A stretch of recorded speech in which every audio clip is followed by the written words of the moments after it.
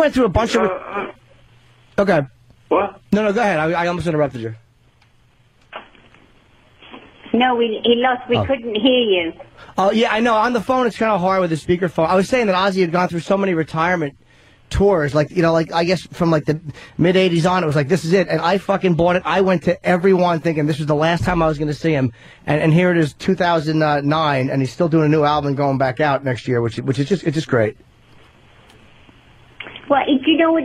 It's what people do, and it's like I don't get when people say, "Are you going to retire?" It's like when I read an interview by Paul McCartney one time, and I said, "Well, you've got all the money in the world.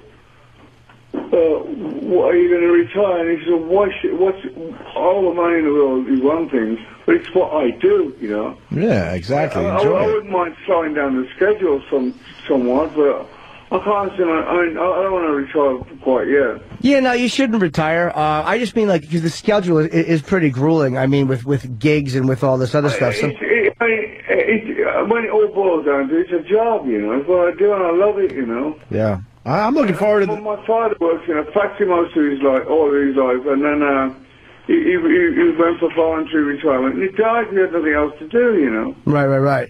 Yeah, they say a lot of old people get, like, really depressed when they quit working because they just kind of feel like valueless and like there's nothing going on. No purpose, yeah. You're just sitting around waiting to die. What have I done? The thing is, I think somebody put it best when they said, you know, how can you retire from life? Right.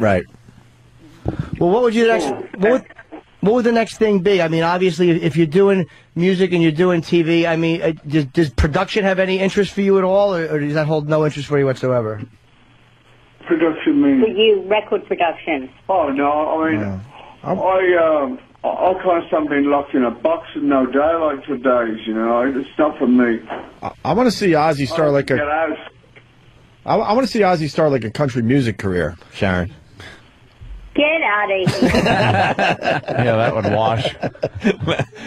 You guys are tonight. You got a great spot after American Idol. I mean, 9:25. It's actually it's Tuesday night. I'm sorry, tomorrow night, and it's on Fox. And they don't know when the other ones are going to air. No, because I think they're too scared. They want to wait and see if this one's accepted by the public first. Okay. Right. I'll see if people like it or if it gets some kind of... And then they'll figure out where to put the thing. Are you surprised? Go on. Are you surprised because Rosie O'Donnell did a... And Rosie, you think, would be the perfect one to have, like, even though this is not a variety show, but this kind of show. And hers did not do well at all. Does that bode well for you, or do you think that bodes, like, really badly for you guys? Yeah, because our show is nothing like that at all. I mean, you know, it's... Yeah. God, you couldn't be further apart. It's like saying, there's no comparison at all. Right. Yeah, there is a confusion out there because Rosie O'Donnell did the basic 70s variety show and it bombed horribly. They only gave her one. And the Osbournes Reloaded is definitely not a variety. There's a lot going on besides some of the variety show elements. You're doing skits and... No, it doesn't even have any variety show elements. You know, I think people think that we're going to have a door that, let's see who's at the door. Yeah. Another celebrity comes walking out. Oh, and let's see, then they break into song and start, that's not what we do. Yeah, it's a variety show. Yeah, there you go. She nailed it. Yeah. So you guys... but that definitely isn't us. So you guys do... It's more pranks on the audience and pranks on each other. It's just really, irreverent fun. Cool. Was there anything that you wanted to do that they said no to? No, not really. They didn't. They were really good, to work with. No, we were, we had, the license to do what we wanted. Mm-hmm. Well, we hope it's a success for you. I know phone interviews are a pain in the ass. I mean, I hate calling it. I mean, I'm on the show every day, and I hate when I'm on the road. I have to call in. There's the delay and people stepping over each other. But, we appreciate you guys calling in. And Absolutely. We definitely wish you luck with the show. I mean, I'm happy that you're doing something. Anytime you guys are on television, I'm happy. I think it's great that you're part of mainstream America. Well, because they do things very differently. You guys got balls, which is refreshing to see. You don't sell out. Thank you. Yeah. Hey, is Jack still climbing mountains? I just need to know. Oh, my God, yes, and he's leaving tomorrow for New Zealand, and then he goes to Dubai, and he's starting again. And he's just an adventurer now, huh? Yeah, he is. He's like bloody Indiana Jones. What a story! What a story that Jack has now. And now he's climbing mountains. And I know they showed it a million times on TV. With you're the nervous parents at the bottom waiting for him to get to the top, and then you met him at the top. I tell you something. They've given us, a schedule of what he's doing on his new show, and I only got to page 1, and I had to throw it away. You didn't want to know. Hey, is that going to be on? Is that going to be on TV somewhere? Yeah, it's coming here. I think it's going to be on the Discovery Channel. Oh, right on. I'm looking forward to that as well. So don't you wish he would just kind of stop with the extreme stuff and just kind of like be an accountant or something really safe and like relaxed? Yes, I do, and his dad and I say it every day. Why? It's just, but you know what? Is that how you say it, or are you really like, what the fuck are you doing? I know, it's like you can't take your kids and wrap them in cotton wool. I wish you could, but you can't. Yeah.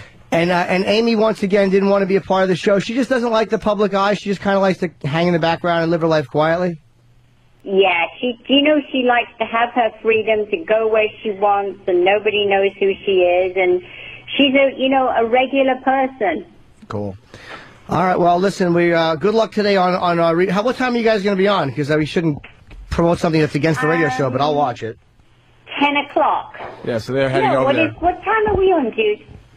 You guys are going to be on in about 45 minutes. In about 40 minutes. Yeah, we got to get him out of there then. All right, guys, thank you so much. Ozzy and Sharon, always a pleasure. All right, good luck with the show today. And good luck. We'll see you soon, all right? Yeah, absolutely. God bless. All right. Thank you. Bye, guys. The Osbournes Reloaded, premiering tomorrow night on Fox after American Idol, 9:25. Wow. Phoners are tough, man. They're a pain in the ass. They are. Yeah, that's stupid delay. There's always a delay because, you say something, and you're like, oh, they didn't hear me. And then you start talking, and they hear you, and they start talking. What? And then I didn't hear what you were saying. No, I was going to say that what happens is there's a weird delay. I was listening to the other part of the conversation. Yeah, I was listening but then there's a speakerphone. All right, we get it. What? Huh? Who's talking? Oh, no, you go. What? No, you. What? No. You were. Dude, I do phoners, and I've never... I hate this. Ever been comfortable doing phoners. I can't do them. Bill Burr's the king of the phoner. Oh, yeah. Are you good at them, man? Yeah, he does very well. Yeah, you do.